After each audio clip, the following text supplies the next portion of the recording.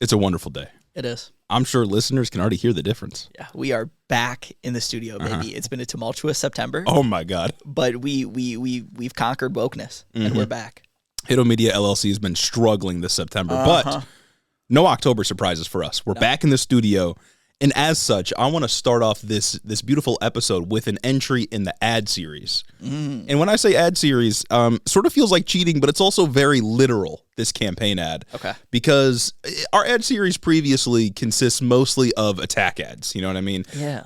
Especially during the GOP primary era where Trump was attacking Ron DeSantis, or Ron DeSantis dropped that like edit of him with being the new black Hitler. sun. yeah. And then we got pudding fingers from a Trump pack. Yeah, that was a lot of the ad series entries, but this time we're doing an ad series entry of a Donald Trump ad, and it's very literally an ad. Okay. Like, this is a hashtag ad. He's trying to make money off of this ad, but it felt right up our lane because it's I'll play it. Okay. It's indescribable. I'd say ineffable even. Wonderful. So let's play this ad and then we'll break it down. Everyone, it's your favorite president, Donald J. Trump, here to introduce something really special. I think you're going to love it. My new Trump watches. We're doing quite a number with watches, and the So quality tacky. to me is very important. The Trump Victory Tourbillon. This isn't just any watch. It's one of the best watches made. It's a tourbillon watch with almost 200 grams of gold and more than 100 real diamonds. That's a lot of diamonds. I love gold. I love diamonds. We all do. Only 147 of these extraordinary watches will ever exist in the world, and owning one puts you in a very exclusive club. I have watch number one, and I'm going to keep it. It's mine, and that's the way I want to have it. Each watch is numbered and extremely rare, a true collector's item, and it includes a personal letter signed by me. Get your Trump watch right now. Go to gettrumpwatches.com. It's Trump time. It's Trump time. truly lost the sauce. But I gotta know, how much are those watches? I was just about to ask you, how much do you think they are? Well, what do you think is the top asking price? Because there's a range. They're real gold and over 100 diamonds, and everybody loves gold and diamonds. I want to say it's got to be a couple grand, right? The Like highest asking price is $100,000. $100,000. They got like a budget option for the poors out there, which is like $500. But okay. The top asking price is $100,000. Really playing to the working class. So there are three. I saw three watches on there. Is that it? Is it like $500,000, $50,000, $100,000? I think it's something like that. Yeah. What the fuck? The worst car salesman you know is about to pull up with that watch to work. He's about to spend his month's commission on that fucking watch. Oh my God. Yeah, no, it's corny. The salesman in Trump really came out. And when I said a literal ad, it's a literal ad. Like, he's trying to sell you something. It's not an ad in the way that, like, oh, I'm trying to get your votes. It's like, I want you to purchase this. And to me, desperation. Absolutely. Right? Like, they're trying to make money. They're trying to make money for the campaign. Oh my goodness. Wow. He's really just throwing everything out there, and just the all gold too. So on brand. Painfully on brand. Trump's had a lot of gimmicks this election cycle, far more than 2016. Yes. We had the sneakers. We have the watches. We had the Trump NFTs. Trump Bible. Oh my Trump God. trading cards. I forgot about that one. Like, why is he selling so much random shit? Got to be to pay the legal expenses. 100%, yeah. It's random shit being sold. But like, who is out there spending $100,000 on the fucking Trump watch? I know somebody spent a couple thousand on the Trump shoes. Or maybe people are buying the fucking Trump. The $100,000 one's got to be just a front. You know what I mean? It's got to be a front for illegal campaign finance donations. Yeah, he's just selling. That's crazy that he could just do this. Now, the other thing we can talk about here at the top of the episode, since, we've our listeners have been bearing with us through the past, 2 or 3 virtual episodes, one where it was just Gage on the episode. Since you've been bearing with us through this tumultuous time, we'll give you 2 cold opens. Yeah, and we'll indulge some online discourse. Yeah, so I guess I don't even really know how to start this. Celebrity moment, I guess, is how we can characterize it. A lot of people have been getting very angry at rising star, or I guess already risen star at this point, Chappell Roan. Rising Midwest princess. Yeah. Chappell Roan was, she did an interview with, I don't even remember who it was, and they asked her about voting. And she basically said, like, I think there's problems on both sides type shit. But she very clearly wasn't doing the centrist thing. Yeah, and that's important. She wasn't doing the centrist, both sides are bad, but she was, especially like later when she made her I just got out of bed like TikTok explaining the situation. She was doing the annoying online leftist both sides were bad thing. Yeah. And she's been getting a lot of shit online for this take, and like various other things that she's doing. But like, I feel like at least the politics of it all, so blown out of proportion. I don't understand why people, because it's been mainly like hardline liberals that have been attacking her for this. So just rampant for the celebrity endorsement. Yeah. I do not give a shit about the celebrity endorsements. Obviously, I want the people that I fuck with to have like good takes on things. Yeah. But I do not fucking care. As long as they're not out there like, go vote for Trump. Yeah. It's whatever. I think, there is something to the idea that celebrities have sway and therefore they should use it responsibly, like Taylor Swift endorsing Kamala Harris or whatever. But at the same time, it's like, I think we need to get away from this idea that a celebrity's politics is what's going to help us get out of the mess that we're in. Yeah. Ultimately, it's a democracy. Like, yeah, she's got a lot of sway. I think it would be good if she used her platform responsibly. And I'm not saying she's necessarily being irresponsible, although I will say that the takes she offered are pretty inconsistent across the board. But I think the point is, like, you shouldn't put too much stake in the political opinions of your favorite celebrities that you have a parasocial relationship with. You know what I mean? Except for us. Unless they, and that's what I was going to say, is like, unless they do politics purposefully, unless they're, a political commentator or they're a politician or whatever, they're almost always going to be really bad at talking about politics. Like, celebrities are some of the most charismatic people, and then you ask them something about politics and they can't get it right. No, absolutely so not. You shouldn't put too much stock into what a celebrity has to say about any political issue. I guess I just kind of disagree with like the premise of the outrage in this specific instance too, because like I don't care whether or not a celebrity is coming out to like endorse a candidate like explicitly. It's just never something that's been like, oh wow. The Taylor Swift thing, yeah, because she's obviously having a an actual like noticeable difference. Like she drove so many people to go out and register to vote. Like that was cool. It's fine, but like I do think ultimately, yeah, like you said, we shouldn't really give too much of a shit. Yeah, and see, part of it's like, I think she like canceled a show. Yeah, that shit is crazy. Which I don't think she explicitly said it's because of this, but there's been a lot of fallout. She said it was like mental health, which is probably onset because of this. But it's like she doesn't deserve the hate, obviously. To the extent that she's getting like death threats or threats of violence or whatever, obviously that shit is completely unwarranted. Yes. This is one person's political opinion on the internet, but at the same time, and this is a feeling I've had about political commentary for a long time. If you want to be famous or you want to have you want to be an influencer or whatever, you're going to get smoke. Yes. And that's just kind of comes with the territory. Like, we're not obviously that big. We're not Chappell Roan big. She's an enormous star at this point. But, if we were to ever rise to the celebrity of, say, like Hassan Piker, like, we're going to get smoke, and you should expect that because that's kind of just comes with the job, you know? Exactly. And any public position, you're going to get smoked. Not even just like within politics. Like when you put yourself and your ideas out there in the public, they're going to be put under a microscope. Yeah. There's something to like releasing opinions online where those opinions don't, once they're released into the void that is the internet, they aren't yours anymore. Like they lose the context behind them. Yeah. When you're having a conversation one-on-one with people, friends, like people you are have actual relationships with, there's more context to that interaction. Yeah. When we release a clip on TikTok or when Chappell Roan releases her statements in interviews, you lose a lot of context behind what's like motivating those ideas as a person, you know what I mean? Yeah. But it's just, ugh. And the other thing that's kind of annoying me, so I think the way a lot of liberals are reacting to her is just completely unwarranted, like getting angry with her. I think she did enough in saying like, yeah, I'm going to vote for Kamala Harris, but I disagree with her on X, Y, and Z. Yeah.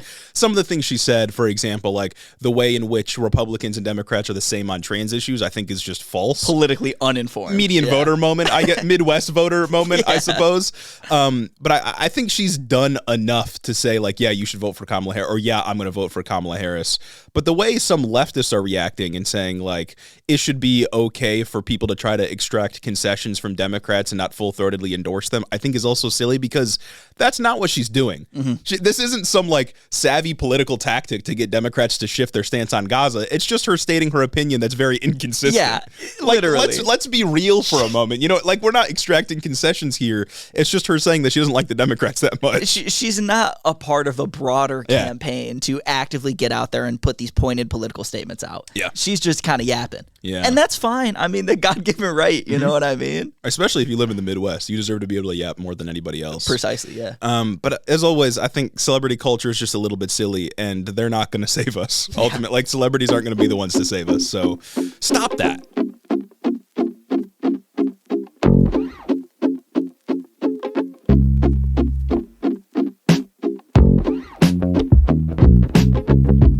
Welcome back to Head in the Office, everybody. It's a glorious episode. We got lots to talk about. We'll do a brief spot on election news, although there's not a ton to talk about this week. Yeah, especially since, we're missing the debate if you're a Wednesday weenie. Yeah. We're going to talk about our favorite conservative, Eric Adams. Got to. And how he's being unfairly persecuted. He is. In many such cases.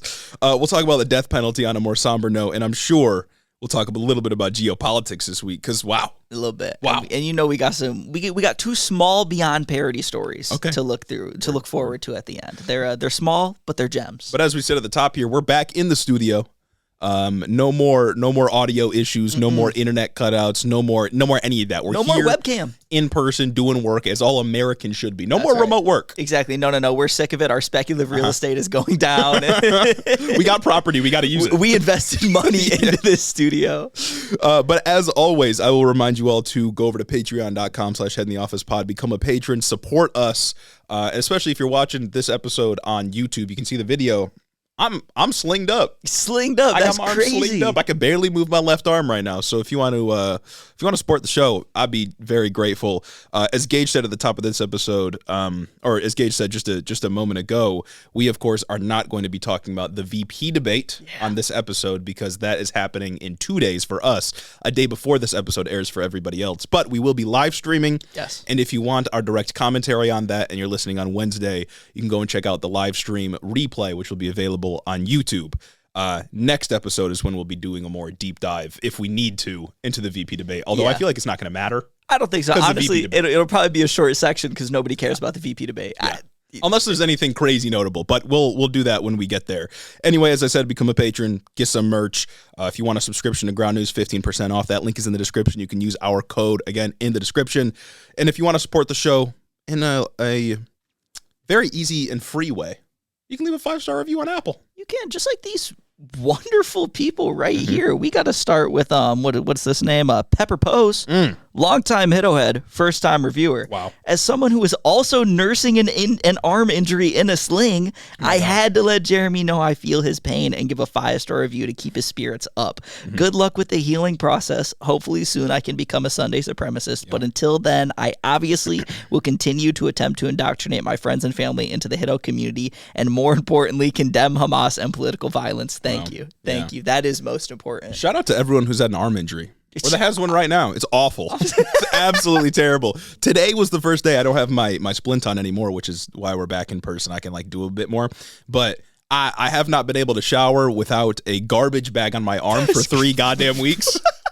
And today was the first day. It was glorious. It was fantastic. It's got to be great. Bro was putting on his headphones when we were starting the recording. I was driving with one arm to get over here. Look, doctor's orders to take the splint off, but it's been real rough. I advise against it. Yeah. Don't get on the city scooters. It's a bad idea, especially if it's making a weird noise. Drink your milk. Keep up with that. Keep your bones healthy. Yeah, we're sponsored by whatever dairy company today. That's right. Our last review here, second and last review, is from Reagan is a B word.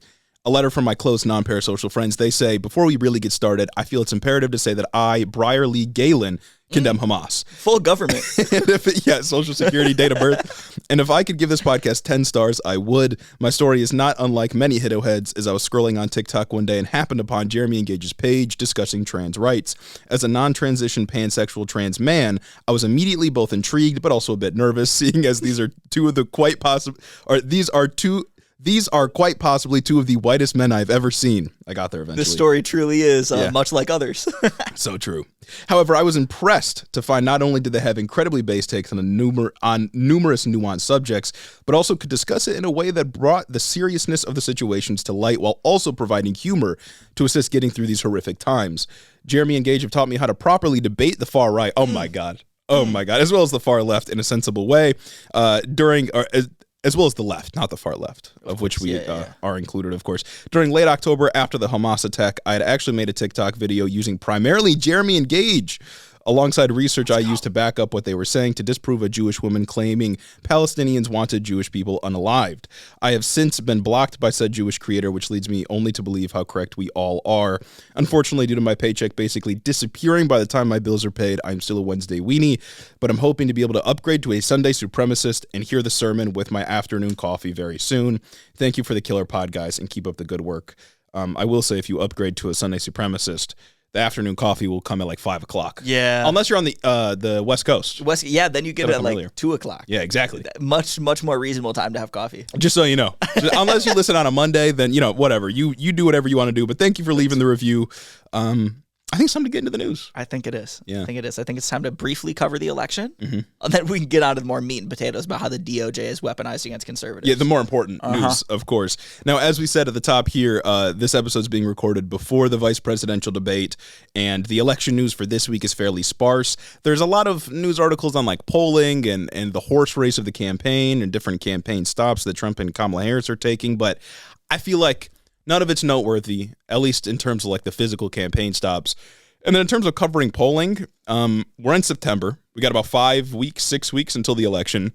I don't know that that's very responsible. Yeah, that's true. And it's like I've seen a lot of news articles that are like, oh, how to tell like shit polls from good polls. And it's like the shit polls are the ones that say anyone is far ahead the other person. Yeah. Like it's really as simple as that, honestly. Yeah. Don't trust Nate Silver. Nate Silver is the demon. He's a demon. But then if you look at like Real Clear Politics average or like the 538 average, since Nate Silver's not a part of 538 anymore, it's like 50-50. It's like you really go out on a limb here making a prediction. Yeah. It's just, I feel like it's not useful. Then at the same time, I've been seeing from some sources that like this year's polling especially is being flooded by like right-wing pollsters. Okay. Like admittedly right-wing pollsters that are just trying to like create a narrative that either Trump is ahead or, Trump is winning by this margin in Georgia or whatever. And it's just like, well, if that's being included in the aggregate or in the forecasting model, it's just useless at this point. There's been so many like insane, or I guess like, I don't want to call them coincidences because I doubt they're coincidences at this point, but there's been just so much surrounding polling and like election law and election happenings that Republicans are doing that's just so shady. Yeah. I saw the story. I didn't put it in the show notes because it's not like that much of a story, but in Montana, they had rolled out this new system for like people who are U.S. citizens that are stationed like overseas or whatnot, so you can absentee vote online. But in some of the some people, when they logged into these systems, Kamala Harris just wasn't on the ballot. Oh, nice. So Montana came out and shut down that system. But it's like, I don't know, with that, and then with the thing that was going on in was it Kentucky? Where they're like, talking about last week? Yeah, Nebraska. Week. In Nebraska. Nebraska and Georgia, yeah. A lot of funky stuff happening. Thankfully, in Nebraska, the attempt to like change how electoral votes are counted failed. Yes. So that's not going into effect. But Georgia, absolutely, those measures are going into effect, designed just to disenfranchise people. But election news this week, fairly sparse, but I will use this opportunity, and I meant to do this last week, but I'll remind you to get registered to vote right now. Yes. Because we're about to be into October. Various states have different deadlines when you got to register to vote. Michigan lets you do it up to the day of election day. Gas. Other states, restrict it to 2 weeks before, 3 weeks before. So wherever you are, go to vote.org, figure it out, make sure you're registered to vote. Especially if you're in a red state, make sure that you're still registered to vote. Texas might have purged you off of voter rolls. Yeah, I was going to say, definitely, even if you voted in the primaries, check your voter registration. Yes. Check your voter registration up until the day you actually submit that ballot. Yes. You know what I'm saying? And if you can, absentee vote early. It's so much easier than actually going to vote in person. Yeah, I think Michigan ballots are about to be sent out next week. Next Tuesday, I believe they're about to be sent out, something like that. So I'm excited to vote and vote early. And you can, if you live in Michigan, you can check when your ballot arrived. Yep. And you can check that your ballot has been counted like through the online voting system. Yeah, so I'm excited. I got a letter in the mail that was like, make sure to update your address because we are sending out absentee ballots for you to vote. It makes it easy. Yeah. Painless. It's good. So make sure you're registered. Make sure you're ready because November 5th is going to come up very quick. And then once November 5th comes and goes, I don't know what's going to happen. I saw something, I guess, oh my God. We are not far from the election. It's the end of September. September doesn't exist. We got like 30, 35 days. Yeah. Or like 37 days maybe until the election. Mm-hmm. That's insane. We're real close. That's damn near not enough time. It's not enough time. Who knows if we're going to have a second presidential debate. But for now, not a ton of specific play-by-play election news to talk about, other than I will say one thing. One piece of notable news this past week is that journalist Ken Klippenstein released the J.D. Vance dossier that was hacked by some Iranian group a couple of months back. Now, this document, it first made headlines because it's basically the Trump campaign's, like, all of their notes on J.D. Vance. It's their, like, it's their background check. But they're, like, look to see if he has any skeletons. It's their vetting, basically, of J.D. Vance. And Ken Klippenstein dropped this entire document on Twitter. It's like 271 pages long, so I have not read it all. But the gist is basically that It listed some pros for J.D. Vance, but then the major cons were his anti-Trump stances in the past, calling Trump Hitler and stuff like that, and then questionable conservatism. Didn't really say anything about the childless cat lady comments or any of the weird shit he says about like fertility or menopause. Or generally his personality. I don't know. I don't know. So that was interesting. Of course, it got Ken Klippenstein immediately banned from Twitter, which I thought was interesting. The reason they said was for doxing because there were some addresses in there. I don't know if they were residential or business for J.D. Vance or whatever, but it's like, I don't know. He's a candidate for vice president and a sitting senatter. Yeah. I feel like, can you really dox them? Like, I mean, everyone knows, like, it's not hard to find where they live, if right? he wins the election, that address is public. I know exactly where he'll be living. And he's got Secret Service protection. I mean, if it was like some journalist that he doxed, then like, ban him. But it's fucking just like J.D. Vance. regular people. Yeah. You know what I mean? But yeah, no, that's weird. Especially because they just approved like what, $251 million in the budget bill additional for Secret Service. Understandably, because of everything that's been going on. But that's interesting. So I thought that was pretty interesting. I don't think it'll make much of a difference, but it's good that those kinds of documents are public because, I mean, you could already go and buy it if you wanted. It just wasn't posted publicly. You know what I mean? So what Ken Klippenstein did, this journalist, is he just made it a public document, and now it's public forever, which I think is ultimately good. And I mean, just like speaking to how he was immediately banned for this, it has It has been so crazy to watch Elon Musk over the last like year or two just completely drop the veneer of being some centrist and just go full Republican. I read a post that he made on his Twitter that obviously he pushed to every single person who's on the platform's feed about how actually if Kamala wins, that's the end of democracy, and if Trump wins, he's the one that's going to save it. And his explanation was because Kamala is just importing millions and millions and millions and millions of illegal aliens, if 1 in 5 of them became citizens every single year, that would mean this complete electoral shakeup, and every single immigrant would be voting for Democrats. Insane posting. Oh my God. Insane white replacement posting. Yeah, and I've also seen, if we're talking Twitter news, Elon Musk and like his other cronies on Twitter, Ian Malchong and so on, have been citing this like document from the FBI that was keeping track of crimes related to immigration, or it was like crimes committed by immigrants that have come in, and it said as of July 2024, and it said there was like 13,000 tracked homicides of like immigrants that have come in. 13,000 like people that have been like, charged or convicted of homicide or whatever. And it's like, first of all, it doesn't say when the date begins. It just says as of July 2024. So it could have been from like 1950. Earlier. Who knows? Yeah. But at the same time, it's like they've been saying like 25 million immigrants have come in. Tell me only 13,000 have committed a murder? Yeah, the ratios are crazy. And it's also like, I saw that too. And my first question was, how do they know? Yeah. These people, because wasn't it that it's people who are coming over illegally? Yeah, I think so. It's not people who have immigrated to America. It's not 13,000 legal immigrants that are that have killed people who have been convicted of murder. It's people that have crossed the border illegally. So how do you know that? Like I'm sorry, but like how do you know? It's once they're crossing illegally anyway. Yeah. Oh my God. It's silly, but that's about it for election news this week. Yeah. Now we got to talk about our favorite conservative. Yeah, now we got to talk about something that's really just on the hearts and minds of Americans across the country right now. You know, the mayor of America's biggest city, the conservative mayor of America's biggest city, DOJ is coming after him, and it's not fair. It's not okay, guys. Yeah, it's not okay. So what? He can't he can't get gifts? As my favorite mayor, Eric Adams, said, "My haters become waiters when I'm at the table of success." Hell yeah! And now his haters are trying to destroy him. That's right. That's a banger line. Did he actually say that? Yeah. Said my haters become waiters when I'm at the table of success. And that's why he's my favorite conservative. And that's why he deserves the job.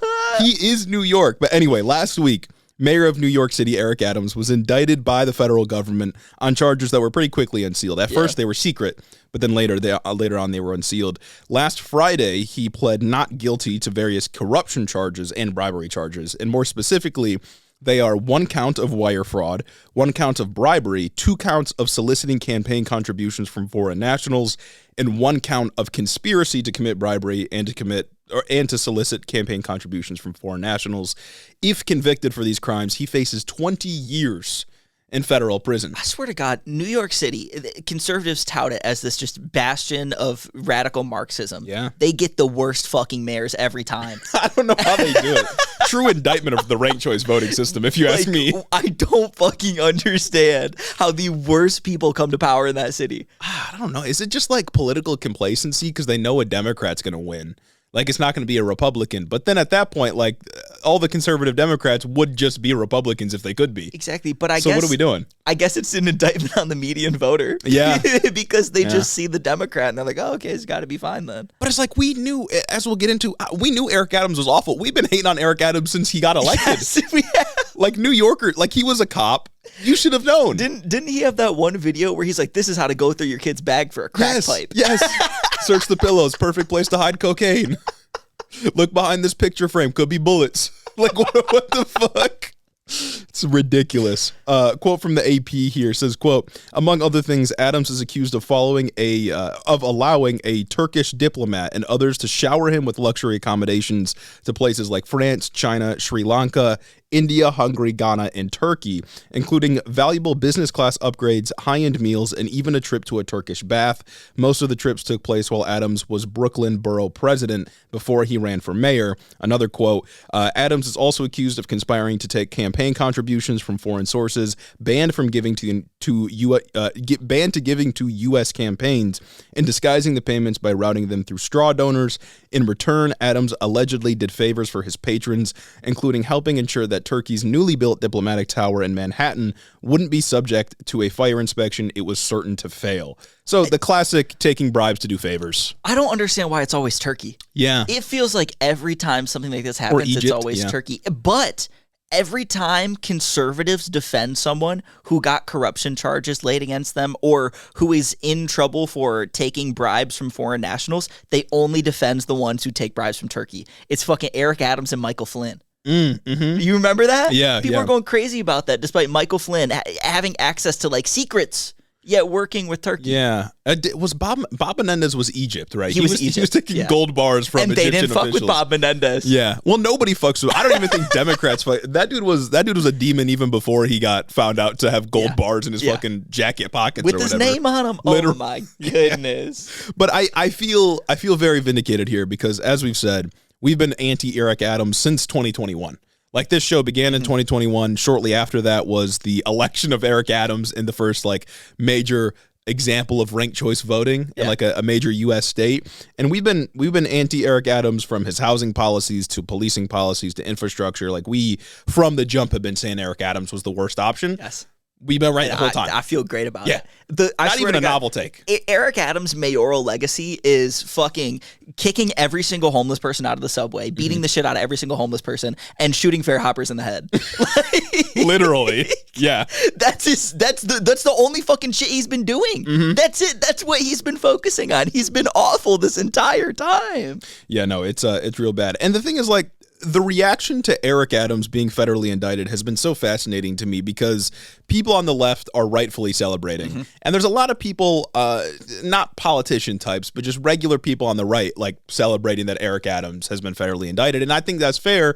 It should be a moment of unity. Yeah. But notably, there are also people on the right who have not taken the opportunity to dunk on Democrats and have instead been defending Eric Adams, which I am very baffled by. Yeah. It has been insane to me to see Republicans defending Eric Adams and taking on this narrative spin that instead of just, saying Democrats are corrupt, they're saying that Eric Adams is being targeted by the DOJ because he opposed Biden's immigration policy, which puts them in line with Eric Adams. Yes. Rather than, they could easily take this opportunity to say, like, look, Democrats are all corrupt. Look, they have to go after their own people now. But instead, they're defending him because he's been conservative on migrants. And it's like, I don't understand why, because New York is the most Democrat-run city. The most diverse city in the country. And it's just it is the prototypical Democrat-run city. Yes. You've got fucking everything that they always complain about going on in New York, everything that they always exaggerate about. Why are they aligning with him when it comes to the border? I don't know. Why is the border the number one issue for these fucking middle Americans? It's absolutely, genuinely absurd. Yeah. Oh my God. And we're not making this up because Donald Trump himself said he wishes Eric Adams well And he said, quote, "I watched about a year ago when he talked about the illegal migrants hurting our city and how the federal government should pay us and we shouldn't have to take them. And I said, you know what? He'll be indicted within a year. And I was exactly right because that's what we have. You take a look, that's what they do. These are dirty players. These are bad people. They cheat and they do anything necessary." And then Jack Posobiec, another kind of right-wing guy, tweeted out, "Breaking, NYC Mayor Eric Adams indicted on federal criminal charges after opposing illegal immigration." Not even related baffling to immigration, the charges, by the way. But it's Democrat corrupt. This is something that they should be chomping at the bit to talk about. Democrat corrupt. Democrat in the most Democrat-run city corrupt. Story writes itself right there. They should be posting pictures of Biden with Eric Adams, Kamala Harris with Eric Adams, Tim Walz with Eric Adams. They can find those pictures. Like, that's all they should be doing, blasting this, saying, like, look, Democrats corrupt. But, like, what a just absolute indictment on Eric Adams. What an absolute moral indictment on Eric Adams that conservatives feel the need to come and defend this guy. Yes. Because of how awful he's been. Oh, man, he's so awesome. That's so... And I think maybe one explanation is that Republicans for the last 4 years or so have been painting Joe Biden's DOJ as having been weaponized. You know what I mean? Like, they're going after Donald Trump. They're going after their political enemies. And so if they go after their own person and they're doing so rightfully, maybe that narrative loses some of its punch. So they have to come defend Eric Adams because everyone who's being attacked by Biden's DOJ must be a victim akin to Donald Trump type shit. But, like, even that feels kind of complicated. Like, just say Democrat corrupt. It's too complicated of a narrative to try to spin. I think you can say Democrat corrupt while also saying that the DOJ is being weaponized, because the people are going to believe that no matter what. Like, people who believe that the DOJ is weaponized against conservatives will continue to believe that no matter who is indicted. Joe Biden can indict his own fucking son, and they would still believe that it's just a ploy. I guess the narrative spin here is that they are going after conservative positions, not just conservatives. But that's way too hard to sell.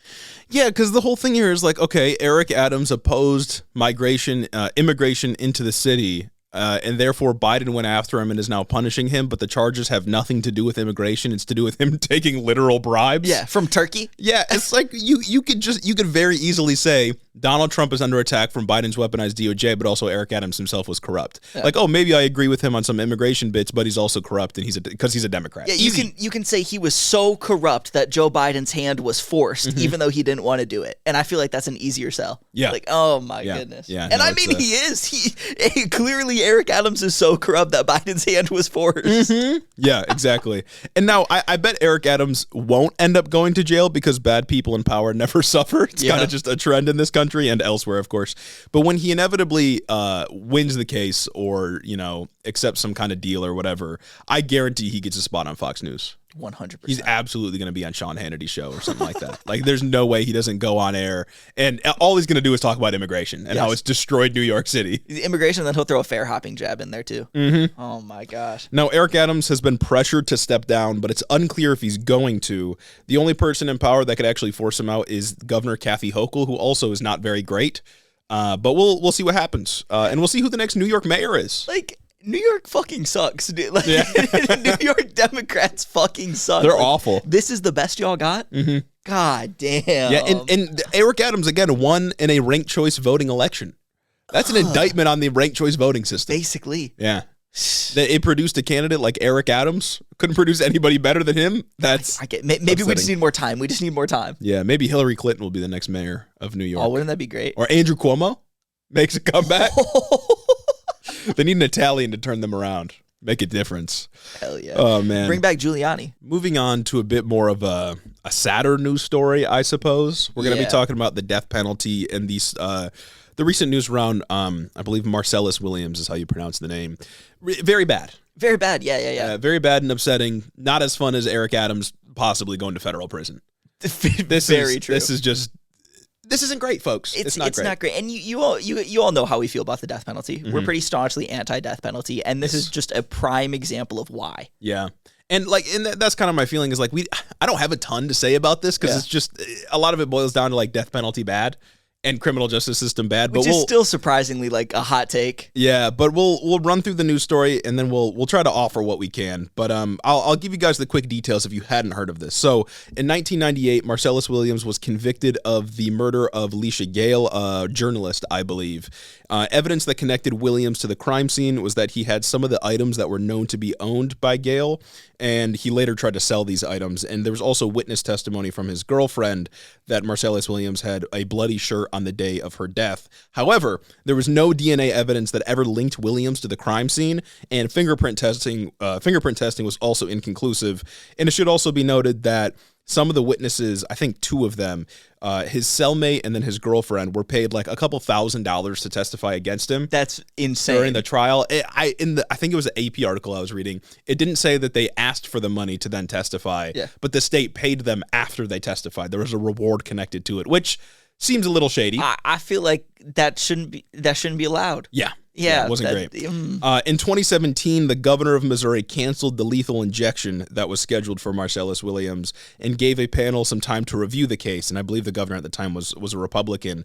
But then in 2023, the new governor, Mike Parsons, also a Republican, dissolved the panel and decided to move ahead with the execution. And then last week, the state of Missouri killed Marcellus Williams. That's fucking insane. Yeah. I don't understand why Mike Parsons would ever feel the need to go out of his way to dissolve the panel that some other guy did. Even if this was a case that's very popular in Missouri, right? Missouri, in Missouri, and voters in Missouri really believed this guy did it and wanted the death penalty for some insane reason. Yeah.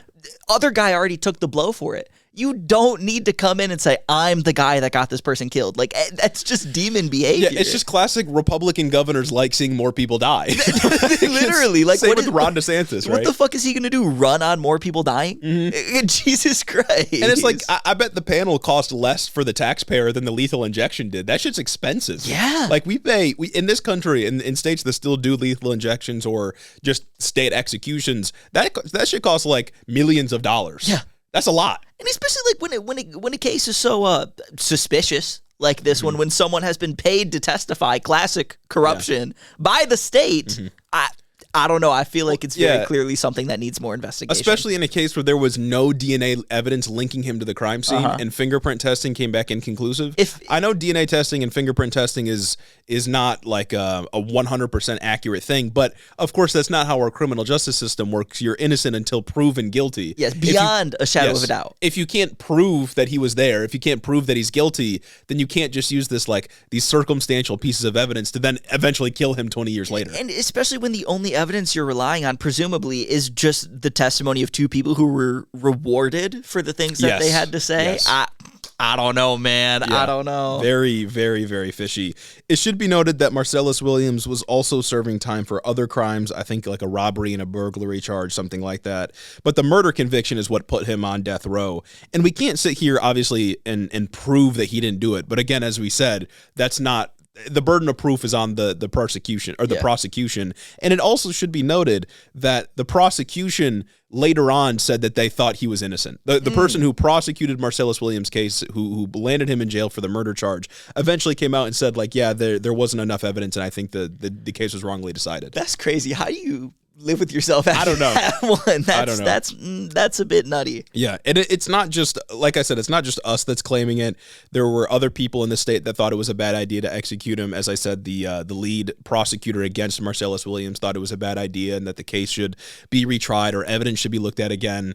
But the state went ahead and killed him anyway, just because they could. They had the power to do it. Yeah. And that's bad. And it's like, we already have like the beyond a shadow of a doubt standard for criminal prosecutions, criminal trials, or whatever. I feel like if we are going to have the death penalty, which I don't think we should have, there needs to be like, I don't know, an extra beyond a shadow of a doubt type of standard to kill someone. Yeah. Like that's like the ultimate end to whatever fucking case this is. It needs to be, if you are going to have a death penalty, you need to have it instituted in a way that is, there is no fucking way this can go wrong. Yeah. And because of how impossible of a task that is, maybe there just shouldn't be a death penalty. Shouldn't be a death penalty. Maybe the state shouldn't decide to, I don't know, do something like that. Because the idea of having laws, ideally, is to protect innocent civilians, right? Yeah.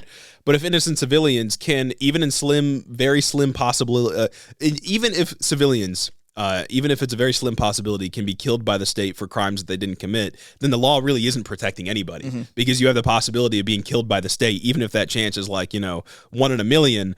It's still threatening to the liberty of innocent people. And again, that's not to say that Marcellus Williams was absolutely 100% innocent. There's no way we can know that, but that's precisely the issue, is that we didn't know. Yeah. And we, in the state of Missouri, still went ahead and did the execution. Again, we're principally against the death penalty here, but even beyond that, it's just the way that it's handled now is just insane and archaic, and it feels like it's not kept up with modern times. And there's also the other aspect of the story, which is like this was a black man in Missouri who was convicted in '98. You know what I mean? He much more likely of a demographic to have these sort of false charges levied against them or exaggerated charges levied against them and have disastrous consequences because of it. Like it's just there's an intersectional thing right there that's also to be examined, but death penalty is bad. Not to mention that the death penalty doesn't even deter crime. Like nobody's thinking when they're committing a crime like, oh, I might get the death penalty for this. It's not a thing that people think about. And it especially isn't a deterrence if innocent people can be killed by it. Yeah. Like it's just, it's nonsense. It shouldn't be a thing that we have anymore. And it's just it's a miscarriage of justice what happened here with Marcellus Williams. And when you're on death row, you're on death row for like decades too. So it doesn't fucking deter anything. Oh my God, man. It's a bit silly, I think. It's distinctly a thing Republicans do. Like, this isn't a thing that happens. When Democrats get a hold of a state, like, it's not a thing that happens. Michigan hasn't executed anybody in a very long time. I think that California still has the death penalty on the books, but there's a moratorium on it, and there has been for a long time. And basically, every state that's been run by Democrats doesn't use the death penalty anymore. It's only Republican states. Yeah, I don't think Gavin Newsom or Gretchen Whitmer are going to dissolve panels that are designed to make sure that if we're going to kill some guy, that he actually did it. I don't understand how you can do that. I don't understand how you can come in and say, no, I really want to fucking kill this dude. I know the situation is muddy, but I really need him gone. Yeah. And then go home and like kiss your wife goodnight and sleep at night. Yeah, Ron DeSantis moment. I always think back to when Ron DeSantis said, "Oh, I didn't watch the Trump speech or whatever." I was at the execution because I was watching an execution. I was watching somebody fucking die. I couldn't see the news. That was during the GOP debates, wasn't it? That was earlier this year. Yeah. Oh my God, just evil behavior. That was awesome. That was it was like one of the biggest pieces of news for Donald Trump. I think it was like the indictment or whatever, the charges. Yes. And he was like, "Yeah, I didn't see that. I was watching somebody die." What the fuck? You don't gotta admit that. I missed one of the biggest political moments of the time for my party because I just needed to show up to an execution. That's just how that's what I get out of bed for, baby. Is watching people die. That's why I do it. That's why I got the governorship. Come on now. Anyways. Shit. Well, I guess moving on back to a more fun bit of the episode. Well, getting to a more fun bit of the episode. We still got to talk about Republicans, but we do have to issue a retraction for things that we said last week. Okay. You know, we love being honest and having journalistic integrity on this podcast. I'm an honest person. We're journalists. And, you know, we recently touted the possibility of a government shutdown as one of this election's possible October surprises. There are many things on the horizon that could happen in October, but the government shutdown has been averted. Guys, that's big. We were wrong, and I was genuinely shocked to see that. I can't lie. I thought that conservatives would not miss an opportunity to pin a government shutdown on Kamala Harris before this next election, but lo and behold, here we are. Because they've tried to do it so many times, like with the debt ceiling, with the budget. Like they've tried to cease the processes of the government to make Biden or Harris look bad. Every single time the opportunity arose for them to do something like that, they took it. So I mean, excuse me for thinking they were going to take it again. Yeah, this is the exception. This is out of the ordinary. It's the outlier. Rule. And I'll get into a little where I think that is, but. This idea that they were going to shut down the government outside of their history, history repeats itself. It was directly corroborated by Trump's statements.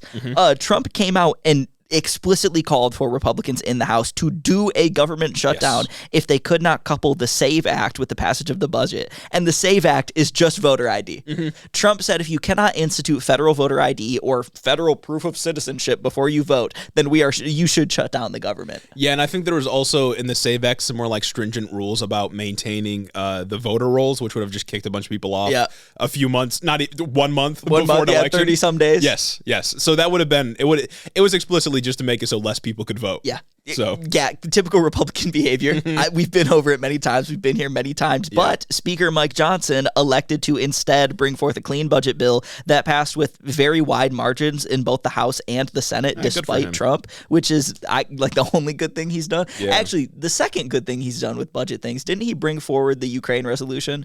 With the last debt ceiling thing, even though that's what got Kevin McCarthy kicked off. Yeah. Well, he did that right after he got the job. I wonder if he'll get kicked out again now. I haven't heard any murmurs of that, but that would be really fun. I don't think so. And overwhelmingly, well, not overwhelmingly, but the majority of Republicans in both chambers supported this, supported the clean budget. It's genuinely surprising, but I think that the best explanation behind this is that conservatives just don't see themselves getting away with it this time. Yeah. I think when you had the debt ceiling shenanigans that were going on for like damn near 2 years straight. That just sucked to cover and re-explain every single time. When you had the debt ceiling shenanigans and even just other government shutdowns. Yeah. They happen in times where people are not paying attention to politics. They happen in times where the median voter isn't even pretending to pay attention to politics. Yeah. It's either on an off year or in the midterms, and nobody fucking votes in the midterms. You know what I'm saying? Right. There's a lot higher of a chance that it's not going to be under a microscope that the average person is going to look at. This government shutdown was set to take place on October 1st. That is the day of the VP debate. I'm not going to put more importance on the VP debate than there should be. It's the VP debate, but that is a huge microscope on the issue. You know that's something that they would talk about if they wanted a government shutdown, and you're setting up Tim Walz for a prime opportunity to pin that directly on Trump and JD Vance. Whether or not that would actually like work, I don't know, but I think maybe the Republicans are doing strategy again and think it's just not worth the risk. Yeah, because if the government had shut down starting on October 1st, and I'm Tim Walz, opening statement would have been Republicans just shut down the government. Absolutely. Yeah. Yes, Republicans are not working with us. They're shutting down the government. They're hardliners. Me and Kamala Harris want to come in and we want to work with both sides of the aisle to get things done.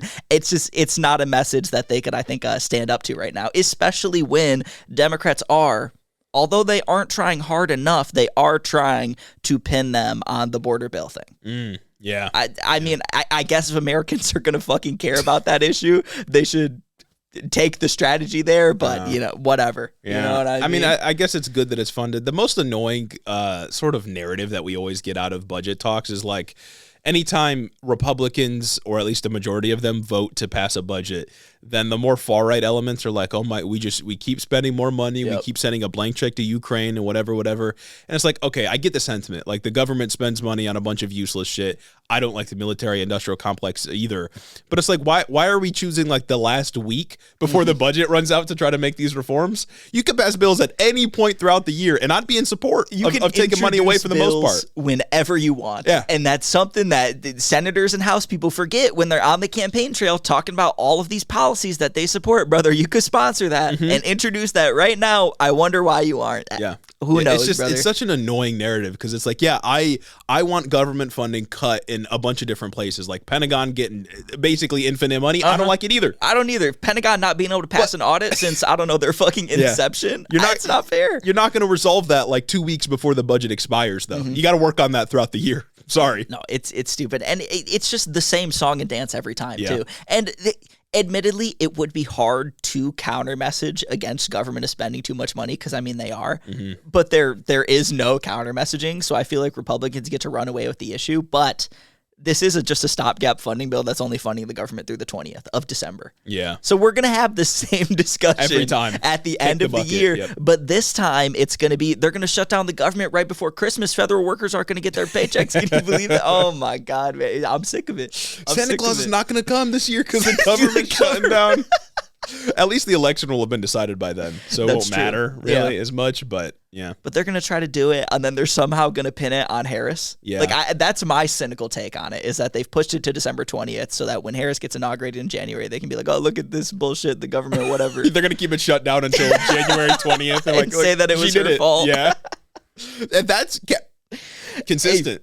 Gotta give it to him. Wouldn't put it past him. Because, hey, after November 5th is the election. Yes. Nobody's going to give a shit about politics. Exactly. Nobody is going to care. People are going to check out. She's going to be inaugurated in January. People are going to pretend to care about her first 100 days, but then no one will actually give a shit. She'll do some legislation. She'll do some fucking EOs and whatever. Yeah. And then we'll be in the same position. It's all contingent upon if she can win the House, you know? Yep. Like, she's got to win the House. Senate looks rough. The Senate map looks real rough. But if she wins the House and the Senate, then we can actually talk about getting shit done. But it's unlikely. So yeah, that's going to be something. But I do want to transition into actual fun things to talk about with some beautiful Beyond parody. Today we've got a little double feature. Okay. Like I said at the beginning of the episode, they're not very long.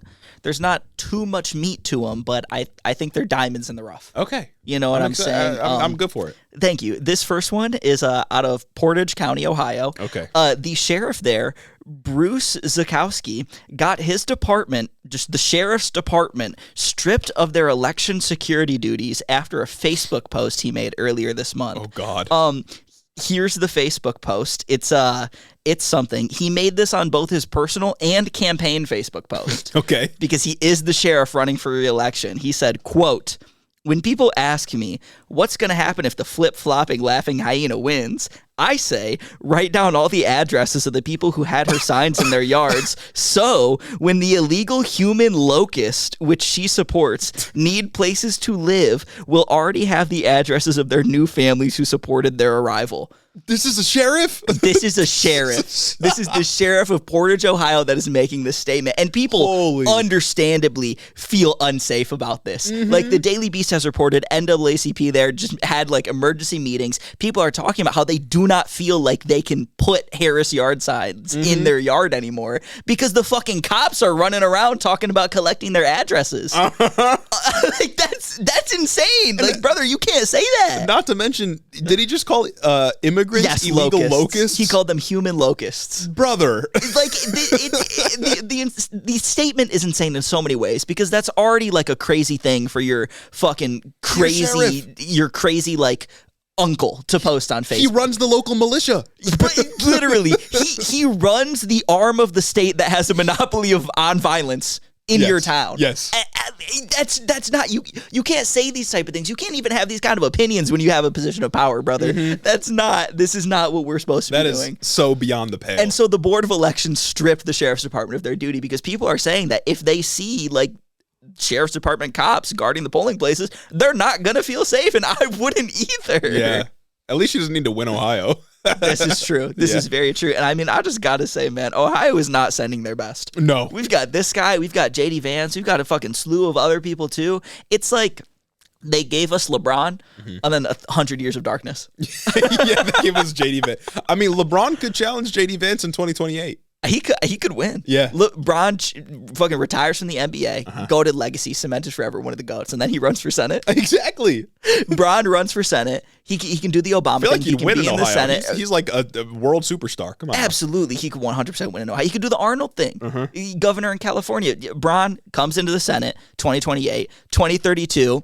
Presidency's up. Oh my God. Come on, Bron for president? Bron for president. That would be so good. It'd go crazy, man. It'd go crazy. That's all I'm saying. But yeah, that's a crazy fucking story. Portage, Ohio, I'm praying for y'all. The cackling hyena thing was already unhinged, like at the jump, but it's like, you know, they do all kinds of stuff to make fun of her laughing, even though I think it's one of the more charming aspects of Kamala Harris. Whimsy, I fuck with that. But then calling immigrants locusts? Wild. That's crazy. Like, brother, you're gonna be in charge of one, how many immigrants are coming to Portage, Ohio? Yeah. And two, if any immigrants do come to Portage, Ohio, you're going to be in charge of ensuring their safety, and that's not something you should be trusted with. Like I said, this guy's up for re-election. Let's hope he fucking loses. Probably won't. It's probably going to be like 60-40. Yeah, he's probably honestly, people will be galvanized to vote because of that. Oh my God. What a fucking demon. Jesus God. See, we find out about sheriffs like this every once in a while. I got to wonder what the others are like. Yeah. Because this guy, he just made headlines by accident. So I got to wonder what like the more southern sheriffs are like, what they think. Or like, what are like the sheriff's deputies posting on Facebook that we don't fucking know about? Like, he's only under scrutiny because he's an elected official. What about the other people who just have jobs? Yeah. It's ridiculous. And if he would have toned it down just a little bit, nobody would have heard about this. Flew under the radar. But as soon as you start talking about making lists of people who support political positions...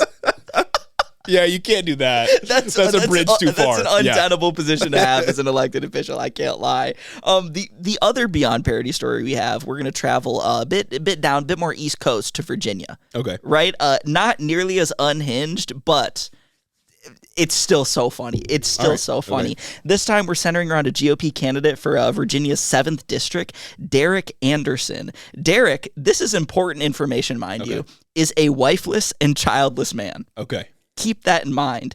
In a sane GOP, this would be no big deal, but we don't have a sane GOP in this world, especially with J.D. Vance, at basically the head of the party, the number 2 guy, controlling narratives, making so much of this election about his weird, quote-unquote, family values that he tries to espouse. If you're not a parent, you should be crucified. Yes, that sentiment right there is fully an integral part of national GOP messaging right now.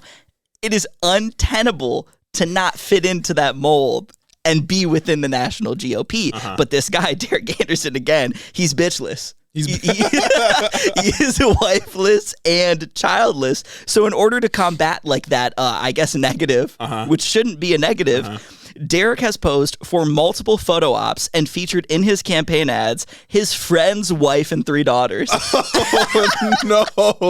And these they're staged as if he's the head of the household. That's it's a picture of him with his arm around his friend's wife and his friend's 3 daughters in front of him. There's been campaigns of him with his friend's wife and his friend's 3 daughters at the dinner table. Just them, just pretending like they're a fucking happy family. What no pussy does to a motherfucker. That's crazy. Just so that he can, I guess, attempt to have a shot at VA's 7th district. Do you need family photos to win an election? I don't know. You pass the primary, that's funny.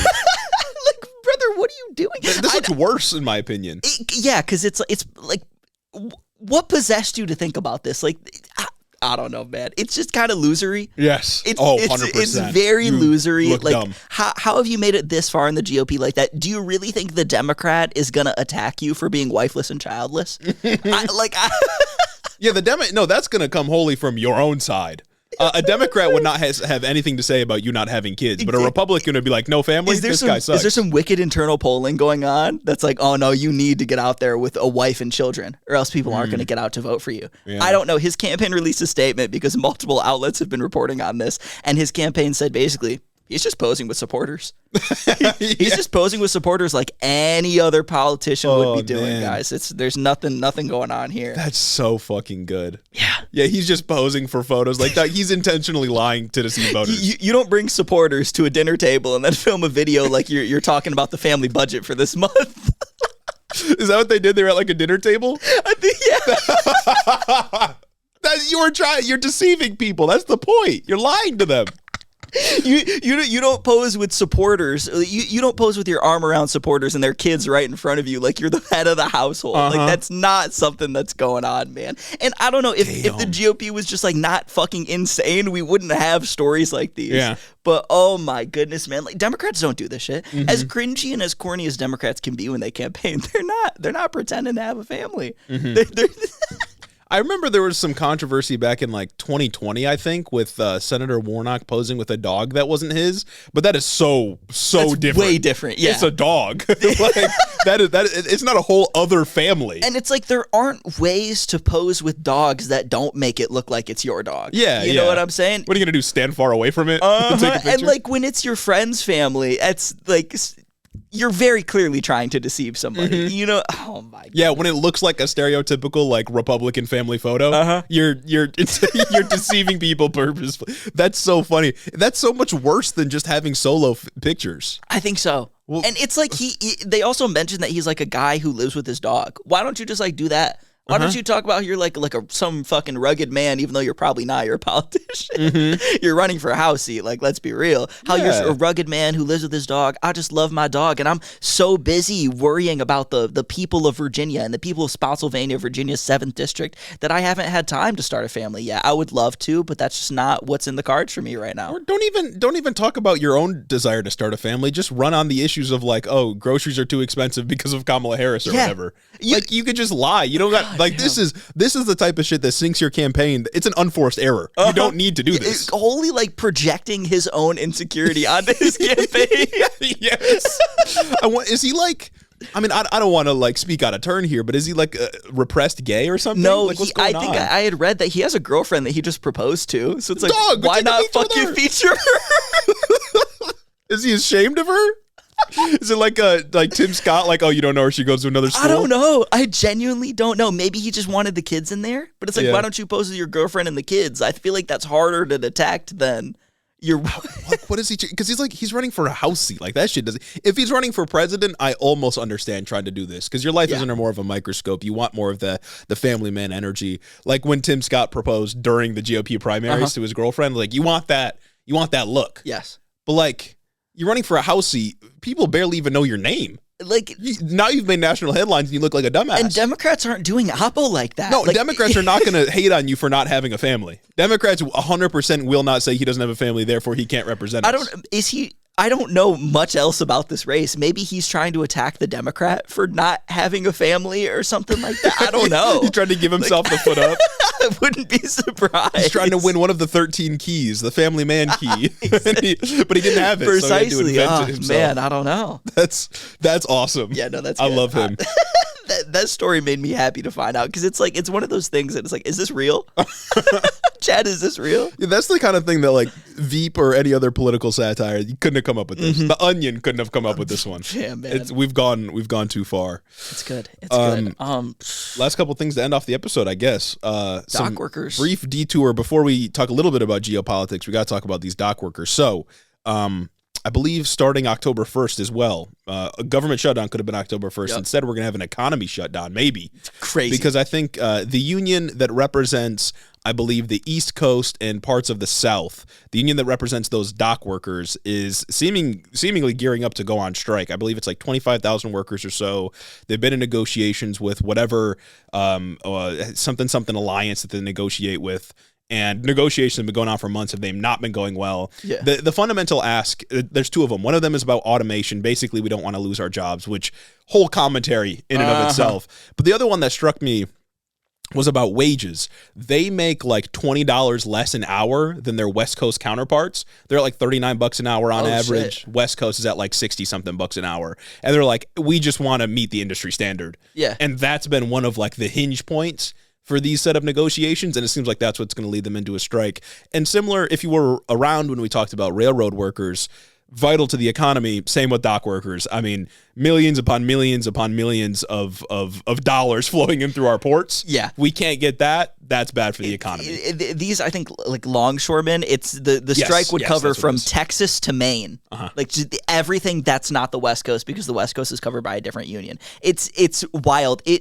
Reports are saying that it is 50% of all the imports and exports that come into the country would be stopped. That's a lot. If these workers went on strike. Yeah. That's untenable, especially during the holiday season. Yeah, and like U.S. economy relies on trade. You know what I'm saying? Like we're nothing without our trade. Like we don't have much of a internal manufacturing base anymore. We rely on imports and exports to have our GDP go up, line go up.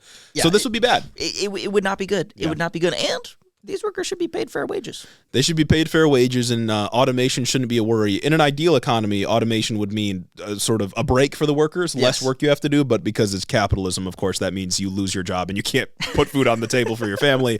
Again, that's a whole issue in and of itself, but it seems to be the wages that are a major issue here, and I hope these longshoremen get everything they're working for. There's also the issue, like kind of the political quagmire if they do go on strike. Like, is Joe Biden going to step in like he did with the railroad workers and kind of force the workers into a deal and benefit the CEOs, or like what's going to go on there? I think he has the power to do that. He has the power to also delay the strike for like 80 days or something like that and force them to work. But that's double the time to the election. Insane. Absolutely insane behavior. Yeah. I hope that would not happen. But so there's a lot of stuff that could happen here. Yeah. It's just kind of one of those wait and see things. There's a lot of pressure on the administration to step in with the negotiations. Hell, in an ideal world, I would hope that they step in and say, give them what they want. Yeah, and it's like there's not a whole lot about the presidential race that can change at this point, unless there's another presidential debate, which it seems like there's not going to be.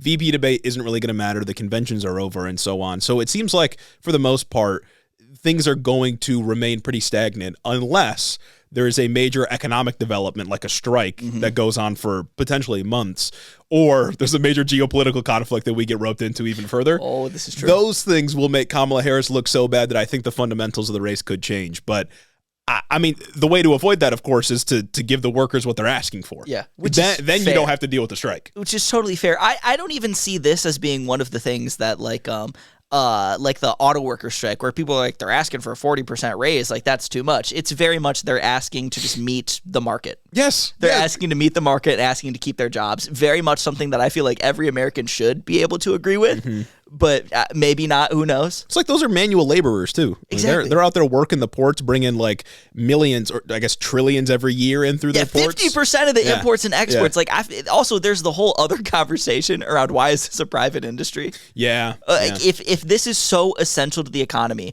that if workers did strike for like higher wages, it would shut us down. I feel like that's an industry that should not be run for profit. Yeah, it should be run for the public. But it's also like what I don't know a ton about like the port industry, I suppose. But like why is there this giant distinction between West Coast and like East Coast and South workers? Literally. Like why is there like a $25 per hour gap in the average wage? It doesn't make any sense to me. That is insane. It seems like a small ask to be like, yeah, we are a vital component of the functioning of the economy. We should be paid more. They should be living better. Yeah, the GDP is quite literally on their backs. Yeah, and I don't know. It's like a $20,000 a year difference between the two groups. It just doesn't make any sense. Fucking nuts. And they're just asking to meet the standard, maybe be a little bit above. I think I saw the plan was to raise it to like $69 an hour by 2028 or something like that. Also, even if they were to ask for more than the West Coast workers, that makes sense. The West Coast workers negotiated their wages years ago. Yes, or a year ago, whenever they last went on strike. Whenever they last went on strike, the tip top for wages was lower. So it only makes sense that they'd be asking for more as well. Inflation, as always, as we always say, with every like major labor dispute that we cover, it would be far cheaper if the companies and sometimes the government just met the demands. Long term, we know they don't want to do that because ceding power to workers, gives them the idea that they can do more with that power in the future, and that's sort of a fate worse than just losing some money. But it would be better not only for the economy, not only for the workers, but just for everybody. If they just gave into their demands, because that's good. It's crazy that we let these private industries just completely have a gun to the economy. Because I mean, realistically, this is a gun to the economy. This is a gun to the fucking election and a gun to just broader spending. You know what I mean? Like if you stop all imports and exports, that's bad. That is a loss of so much money just like on a per day basis. Just because you don't want to give your workers a raise. It is infinitely cheaper for not only the company, but for the country in the long run to even fucking subsidize this wage increase. Not that they should. And it's not even that big of a raise. It's like a couple dollars each year over the course of a few years. It's not like it's $60 tomorrow. $20 extra. Instantly 100% raise or instantly 50% raise. No, it's means tested. It's absurd. So I hope the workers get everything they're asking for. If they got to go on strike, they got to go on strike. I mean, they're trying to improve their working conditions and the money that they make. And Biden, I think, has a moral responsibility to stand with them, but we'll see if he does. We'll see what he does. I've seen they've said that they won't be taking an active role in the negotiations, but they will be mediating them. But it's like, I think you should take an active role and tell the corporations to pay up. And like, what does it mean for you to mediate? And like, how biased are you going to be during the mediation? Because they also mediated the strike or the railroad strike. Yeah, the railroad workers and the railroad companies. And railroad companies shouldn't be a thing, but whatever. Railroad companies shouldn't be a thing. Port companies shouldn't be a thing. These should be government institutions right there. Oh my! Just like the roads, baby. Just like the public schools. There's no reason that whatever. I guess last thing we can talk about, and this isn't a fully written out portion of the show notes. It's not even like an October surprise at this point. It's just happening. It's just a September thing. Yeah, things have continued to deteriorate over in the Middle East. People have been saying that like Israel is gearing up for war. From what I can tell, though, it seems like a war is just happening at this point. Yeah, they're speaking about it like it's a war anyway. They've been just bombing Beirut. Well, Israel especially has been like, we're going to war. Yeah. But the reporting on it to Americans has been that Israel's gearing up to a war and that Biden has the chance to stop it. But from the way that they're talking about it, it's like they've just I mean, they've killed like hundreds of people already. And Netanyahu's already said no to a ceasefire deal. Not for Gaza. That's just on the back burner. Well, that's just not going to happen. That's just not going to happen. It's a given, But a ceasefire deal for what he's doing with Hezbollah. Right. So, like I said, he's been bombing Beirut. They've been striking targets to try and kill these like military commanders in Hezbollah. They killed the top guy. They've leveled just fucking blocks with their bombing runs. If that's not war, like, I don't know what else is. Yeah, and it feels like I shouldn't. Of course, last week we covered the whole pagers incident, which killed civilians, by the way, killed children. And then this week has been a lot of bombing runs, just carpet bombing in Beirut. I feel like I shouldn't have to say this because it's like, you know, when we talked a few months ago about some Americans and like other people from Western countries dying while giving humanitarian aid in Israel. And a lot of people made a fuss about it. And we said at the time, like, yes, this is important, but at the same time, innocent Palestinians are dying every day. Same sort of dynamic here. It's like there's civilians in Beirut. There's American civilians. Beirut, city. It's a real city. It's the capital of Lebanon. 2.5 million people live there. And I don't say this to like diminish the severity of Palestinian deaths, but Israel is doing something distinct here in attacking Lebanon, which is a sovereign nation. Yeah, and that's kind of what I was going to say. I don't think it diminishes what's going on in like Palestine, especially because like what. And this speaks to the broader like goals of Israel when it comes to these two wars. It's to eliminate Hamas and basically like eliminate Hezbollah, which is not going to happen, by the way. Exactly. If you're not going to eliminate Hamas, you're definitely not eliminating Hezbollah. And that's what I'm saying. Yeah. Hamas exists within your borders. Hamas exists within your open air prison. Like, and you can't even get a handle on them. How are you possibly ever supposed to get a handle on someone who exists in a foreign nation that is just like explicitly backed by Iran? Isn't Hezbollah like the biggest militant group in the world? Something like that, you're not, you're just not going to do it. Like Lebanon has a government, but like it's not. Yeah, Hezbollah runs shit. Like Hezbollah is the far stronger than their government. But that's the other point is like Hezbollah, not only is it a militant force, but not only is it a militia, but it's also like a political force in the country as well. It's a party. And it's a political party, but there's also civilians in Lebanon that don't fuck with Hezbollah that have died at the hands of Israel. Yeah. Like what you're not accomplishing anything here. You're not going to get rid of Hezbollah. You're not going to get rid of Hamas by bombing civilians. You're just going to escalate tensions and eventually draw the United States into the conflict. And if we end up getting drawn into another war because of Israel's actions here, that is the kind of thing that could very easily make Kamala Harris lose the election. Yeah, that's the kind of thing that Jeremy's happy he broke his arm about. Yes. So that we're not getting drafted. God intervened and said, there's a war coming, and we're going to make sure you physically cannot participate. Yes. That's the only way you'll be able to dodge the draft. Oh, my goodness. But yeah, I don't know. I don't know why we're just like allowing the escalation to happen. Yeah. I mean, I'm not going to sit here and say that like, oh, no, they got the Hezbollah guy. I don't know. I don't fuck with any of the parties in these conflicts. You know what I'm saying? I condemn Hamas. I condemn Hezbollah. You know what I mean? But like, I just don't like that we are allowing Israel to continually escalate and just escalate tensions everywhere. I mean, Iran says shit all the time. They always talk big, but they don't really do too much. But they're saying that they're going to strike when the time is right. Like, no matter what way you slice it, this escalation, this de-escalation by escalation that they've coined isn't working. Yeah, and it's like there's an argument to be made that Hezbollah has been launching rockets towards like Tel Aviv and other Israeli cities since October 7th.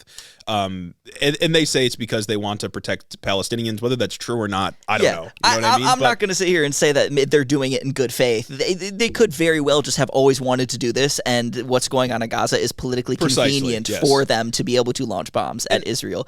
But Israel has the Iron Dome. Yes.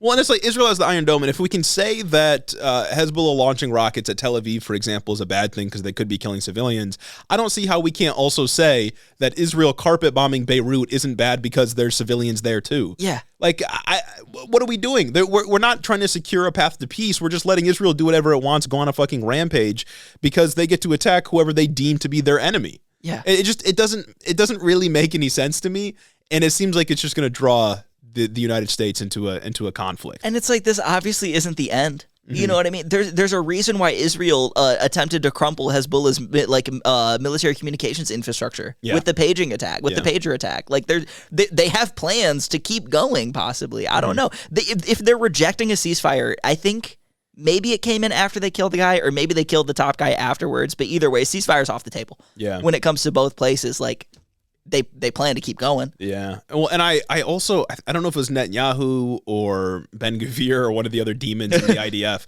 but they said something along the lines of like Hezbollah has rockets in every family home. It's like, well, then you're just saying everybody's like every civilian's a target. I also saw Bibi said something along the lines of like, if you are near a Hezbollah like military target or something like that, you need to get 1,000 yards away. Beirut is incredibly dense. Again, 2.5 million people live there. How are you supposed to move your apartment or your workplace 1,000 yards away from any Hezbollah site? Yeah. Especially if Hezbollah is hiding in every family home. It's just, yeah, and it's on top of this argument, this fundamentally fallacious argument that you can kill all of Hezbollah or all of Hamas and then protect Israel that way. Yeah. It's just not going to do, even if you wiped out 90% of Hezbollah, even if you wiped out everyone that is currently in Hezbollah, whether it's a party member or a militant or whatever, they're just going to start Hezbollah too. Yeah. Because you just killed millions of people. Or they're going to start a bunch of fucking splinter organizations like the fucking Taliban and Al-Qaeda did. Yeah, like this isn't how you get rid of terrorism. It's how you radicalize more terrorists because you're doing the terrorism. We as the United States are still fucking fighting Al-Qaeda associated terrorist groups that have like split off. Because I feel like when you do these things also, like explicitly with what happened with Hezbollah this week, you create a power vacuum. And within power vacuums during a time of conflict, it's going to be the most radical and most violent people that rise to power. Yeah. Because you need a sort of strong man to lead the party forward in militancy or whatever. When you're fighting a fucking war, like you can't de-escalate by escalating. That's counterintuitive. Yeah, no, it's looking real bad. And then also in geopolitical news this week, there was a headline that said something along the lines of like Anthony Blinken knowingly lied to Congress about humanitarian aid being blocked. Which, like, throw him in the gulag. I mean, I've been hating this dude for a while, but even more reason to hate him. Yeah, and it's crazy because, like, he probably didn't even need to lie to Congress about it. Yeah. Like, even if he told Congress straight up Israel is stopping humanitarian aid from going in, somebody in Congress would say, well, we can't let scissors enter the country. Yeah, a hairpin is in the truck. We can't let a hairpin in the truck because that can be used, that has a dual military use. We can't let it happen, brother. We can't let flour in or sugar because you can make C4 or explosives out of it. Yeah, so that was rough, but things looking bad, getting worse. Seems like a war already, but I'm almost certain that I guess it'll be more of a war later on. It's not looking good. Yeah, and I mean maybe it would be beneficial to look into what happened the last time Israel and Hezbollah fought in 2006. Yeah, but I think it didn't go well. Yeah, Israel entered Lebanon, then pulled out, I think, after suffering casualties. I think like pound for pound in terms of like bombs dropped, this is already worse than that conflict back in, was it 2006 or whatever? Yeah. So not looking good. That's crazy. Really not looking good. And Biden could stop it whenever he wants. He could just say, Israel, stop. Isn't it also like, I feel like I have also seen the stat, this could just be pure conjecture, take it with a grain of salt, that Gaza has been bombed harder than like fucking Germany was? Yes, Dresden. Dresden, yeah, there the it is. fire bombings in Dresden, yeah. That's crazy. And Dresden was obliterated. World War II, notorious for just throwing bombs at civilians. Yeah. Like... No, it's been bad. And for anybody in our comments that are thinking like, why are they criticizing Israel more than we criticize like Hezbollah or other terrorist organizations, Iranian proxies or whatever? My taxpayer money goes to Israel. I was saying my taxpayer money is not funding Hamas. Well, actually, maybe it is sometimes through Israel. Yeah, through Israel when Benjamin Netanyahu does things to ensure that they stayed in power, like in 2005. If we were giving money to Lebanon and Hezbollah, then I would criticize that as well. But we're not doing that. We're giving money to Israel, and we've been behind their actions. So of course I'm going to criticize the country that my country is supporting. Yes, and I also have higher standards for nation states than I do for terrorist organizations that are just operating just on their own. Especially when you think of why these terrorist organizations exist. Yeah, and I still think they're bad. Yeah. Hot take. With Hezbollah, like their whole pretense is like, oh, we're doing this, we're bombing, we're trying to throw bombs at Tel Aviv or whatever because we want you to stop what you're doing in Gaza. If Israel stopped and got a ceasefire, then the pretense for Hezbollah completely goes away. Maybe they could get some more international support for, if not waging a war, then just doing something about Hezbollah. And it's if Hezbollah keeps going. Like that's smart. That's like smart, real politics strategy on the global stage. But they just don't care. Especially because if Hezbollah were to continue fucking pounding, northern Israel with rockets, even though I think a lot of them don't make it through, casualties have been minimal. Still bad. Oh, yeah. I don't fuck with Hezbollah launching rockets into Israel. I don't fuck with civilians anywhere in any place, no matter how bad their government or people around them are dying. That's not cool in my book, right? But if somehow a magical ceasefire were to happen in Gaza, that should have happened a long time ago, and Hezbollah were to continue firing rockets, Israel has legitimate justification for continuing to go after Hezbollah targets. Not in the way that they're going after, mind you, but in an ideal world, a less civilian casualty way. Yeah. Well, they have the capacity to be far more precise. But they like the pager one, the pager terror attack, if we're being real, that is like knowingly imprecise. Like you are going to kill innocent people with that. It was a miracle. Yes. That it did not go worse. It probably went the best that it possibly could have. Yeah. Like insane. Yeah. Genuinely and it still killed innocent people and harmed like however many hundreds or thousands of people. And now, of course, they're just carpet bombing Beirut. I think it's like 3,000 people were injured after that. I think with the bombs they've been dropping on Beirut, it's like 550 or so people killed was the latest number I saw. And you can only think like thousands more injured, right? Yeah. I mean, literal apartment complexes have been leveled. Yeah. Like the Beirut, it's not even their territory. That's what I'm saying. It's like you can't tell me that, like, I don't know, the missile was in the entire apartment building. Yeah. Yeah. You can't tell me that they hollowed out the apartment building and just had a massive just ICBM pointed at Israel. That's not what was going on there. Oh, it's looking bad for geopolitics, folks. But you know who it's not looking bad for?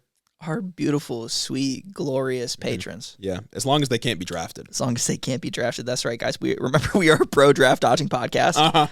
Donald Trump said he had bone spurs, so you can do it too. Yeah, Trump dodged the draft, so why can't we? Exactly. And I don't even have. I have a legitimate reason. I also have a legitimate reason. Exactly. Podcast's going to continue. 100%. No matter what, podcast continue. Trump dodged the draft and then became the president. Yeah. There's nothing you can't do. That's all I'm going to say about that one. But I got to give a special thanks to Caden Kraut, Lord Doll the Radiant, Chris the Postman, Christy Begg, Dylan B, Andrew Harris, Mike Chaplinsky, Maddie, Omar Zuno, Clayton LaFed, Mark Yeager, Caleb Joy, Rich Toro, Tari, Gavin Mayer Maldonado, Hunter W, Fergalaki, Max Vesquez, Jacob Rogers, Colton Mooberry, Fixer Punk, Jim Egbers, Jeff Muzzy, Bagel Burrito, Cincy Alex, Joe Stenstrom, Adrian Sandoval, Chloe Sam 601, Colleen Cutsfer Yook, Jennifer DeVoe, Big Bird Titty Crawfish, and Ben Bennington III, Alexia Benanti, Nietzsche, Big Booty Beatdown, Sam Maloney, Two-Headed Boy, Ben Shapiro's boyfriend, Ted Cruz's boy toy, Dictator Jace, Luke O'Shea, Cucker Tarlson, Danielle Jackson, The Word of Microsoft, Jennifer Science, Aaron and his Gundam Gundams, Darth Father, Tailored for Content, Corey Chambers, Ellie N, Devin Hatchard, Retro Mondo, Emma the Dude Slayer, Veronica aka V,